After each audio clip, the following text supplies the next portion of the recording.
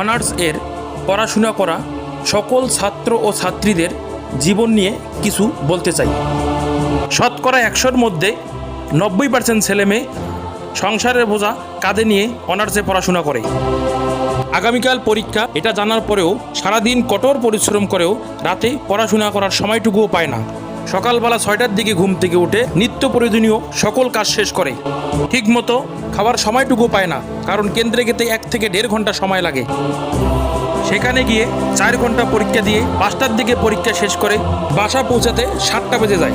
এই কথাগুলো এই জন্য বললাম, অনার্স ডিপার্টমেন্টে কিছু কুলাঙ্গার শিক্ষক আছে যারা অনার্সের খাতা কাটার জন্য খাতা নেয় এবং বাসা গিয়ে নিজের পরিবার, আত্মীয় স্বজন বা এসএসসি ও এইচএসসির স্টুডেন্ট দিয়ে খাতা কাটায়। তারা তো বোঝেই না অনার্স কি।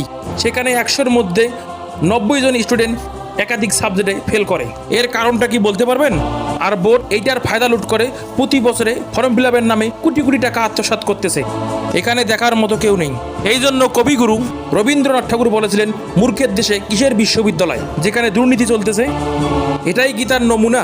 একটা বছরের মূল্য আপনারা বোঝেন না?